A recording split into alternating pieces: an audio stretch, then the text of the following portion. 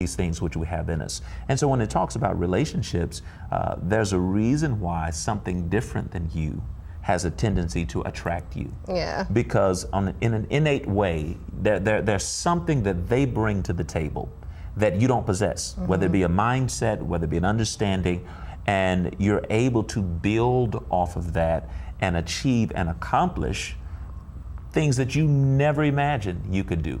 Yeah. When the relationship is right, it could really drive you to achieve and accomplish more than you ever could in and of yourself. Wow, and that brings me to this other point. We kind of talked about it prior to the show. Okay. Because we think attraction in a relationship or pre-relationship, we think that attraction is something that has to be intimate or sexual, and sometimes, and you said it's so awesome that sometimes it's the attraction of you see your destiny in that person. Not necessarily mean you're going to be with them, but you see how they handle themselves and how they've been blessed and how successful they are. So that's attractive to people. It is. You know. It is. I tell people all the time, you've got to make sure that you don't fall in love with your assignment. Ooh. Sometimes we think we're in love with the person when really we are in love with the assignment that goes with that person. We love what we do. And we have a tendency to translate that love into, oh, okay, well, I'm in love. No, you're just attracted to that which speaks to your existence. You're attracted to your destiny. You're attracted to something that you were created, born to do. But it doesn't translate into that person right there being your soulmate or that person being the one you need to be with. Everything is not sexual. We make it sexual. We do. But everything is not sexual. Yeah. Just because a person is attracted to you, it doesn't mean that they want to go to bed with you. Yeah. They might or just even admire want to you. be with you. Right. Because I tell you all the time, the thing that I really, really like when I'm out and a guy just says, you know what, I don't want anything. I just want to say, you look so awesome. Exactly. You know, you look so awesome in that dress and that color, the way you walk, even if they say it in a nice way, not like a yummy kind of way. Right. So I like that. And I was like, wow, if he had asked, I probably would have gave him my number. But, you know, again, it was the attraction of how he carried himself, and he didn't want anything. He just wanted to say, hey, you look cute in that. Right. Yeah. These are some of the hurdles we need to get over when it comes to collective agreements. Yeah. When it comes to collaboration. We come with different mindsets, we come with different ideologies, different experiences. But when we come to the table, we should learn how to embrace these differences and use them in a productive way as to where we can accomplish things within our lives versus hold up our individualism as a banner and say, well, I'm this, and we stay separated and we never connect so that we can assemble and form something that's unique in and of itself. So how do you get past that? Let's say, you know, your girlfriend, your wife, she has a promotion and she gets a new car, everything is just looking so good for her, but you feel a little or left out even. So how do you get past that so it doesn't destroy your relationship? We got to go back to the core reason as to why we were connected. We were not brought together. We did not connect because of a job, because of a car, because of those are material things. What's our foundation? What's the thing that brought us together? As we keep revisiting that and focusing on that, that will strengthen the relationship, and we're able to add all of these other different pieces into our core vision, into our core destination. Okay, and so we have to. It's when we talk about the friendship, relationship, the word ship is a suffix, and the ship connected to those words literally means the quality or the state of. And so when we talk about a friendship or a relationship, it's the quality or the state of us being friends, the quality or the state of our relations. So we've got to consistently focus on the quality or the state of why we came together. And then all of those other additions, they won't stop us from being. But I just don't see the average person knowing how to say what you just said, and certainly don't know how to implement it. So that's right. You need to get outside help. Get a therapist. Get a relationship coach. And Dr. Sid is a relationship coach for our show, so he's answering so many crazy questions that we get in all the time. I don't know why you still sing, but some of the questions that we get, wow, are just like really. People are beautiful. They really are beautiful. Yes. Really. So what about when people two people are super successful, how is it that some couples, like, we'll use Denzel and Paulette, they can make it knowing that he's out there and that every woman that has ever taken a breath just loves Denzel, but he loves Paulette. So how should you handle that with how do you think he handles it with Paulette, that she's not jealous and we don't read about them? Well, of course, all of this is speculation. Of course, and of course, but a good source. I wish I could call him up and ask him. Well, I know some people that know him. Hey, collaboration, yes. collaboration. No, I think that, again, it goes back to two people being secure in their foundation. Of course, people will be attracted, some people, not all, because beauty is in the eye of the beholder.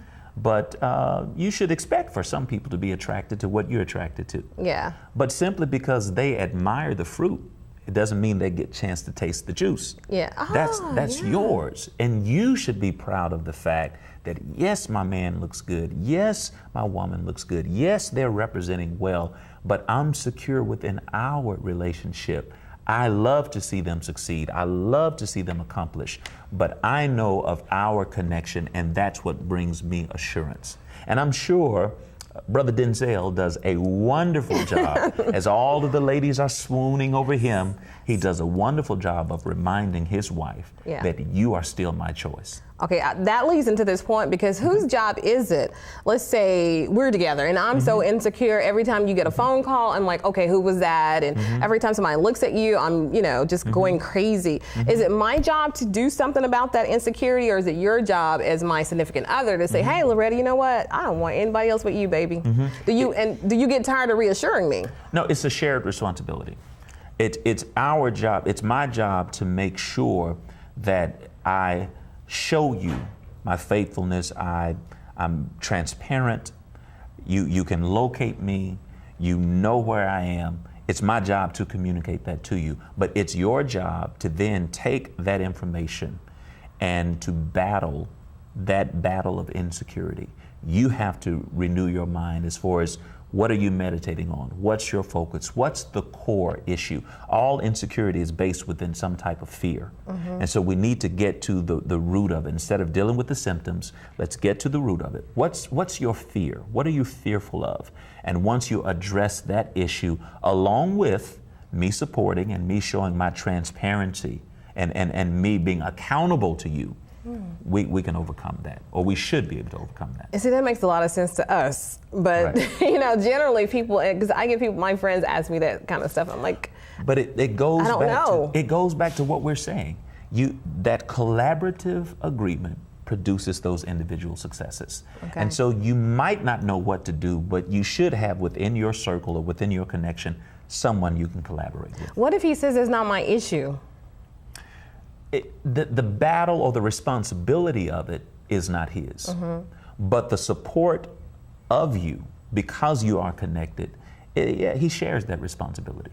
No one can make you feel what you feel. You choose your feelings.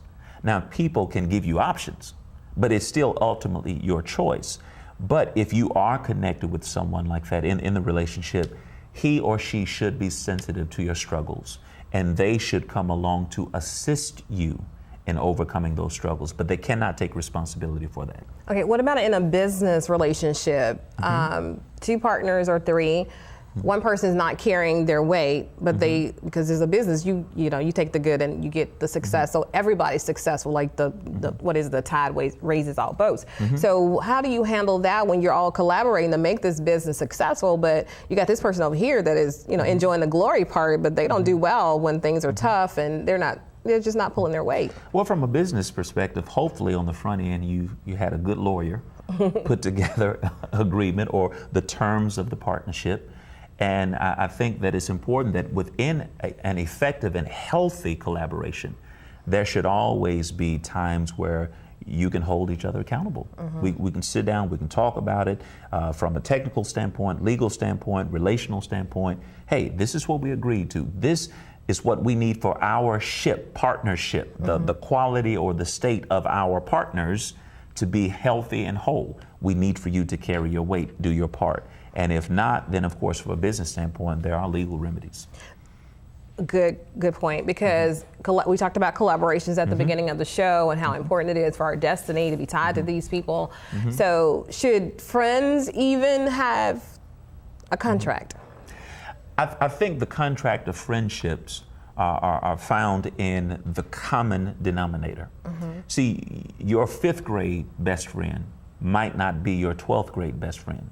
Why? Because in the 5th grade, there was something common, something that we shared. And whatever we shared in the 5th grade, we were able to revisit it and uphold it and emphasize it. Well, when you say, if you move out of a neighborhood, whoever your friend was in that neighborhood, because you're no longer in that neighborhood, you can't really focus on what brought you together.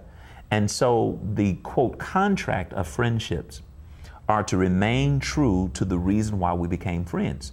If we became friends because we enjoyed bowling, well, let's keep bowling at the center of our friendship in order for the quality or the state of that to remain intact.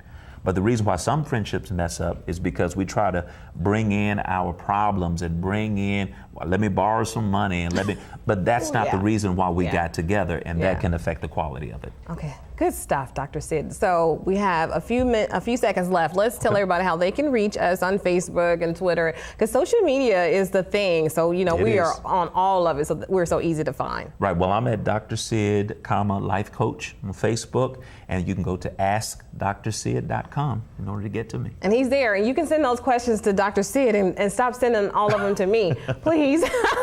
And of course, I have a website, LorettaMcNary.com, on Facebook, Twitter, LinkedIn, and all of that good stuff. So thank you, Dr. Sid. Awesome job as usual. As always, thank you guys so much for watching. And as I always love to say, think positive, dream big dreams, help someone along the way, and we'll see you very soon. Bye-bye.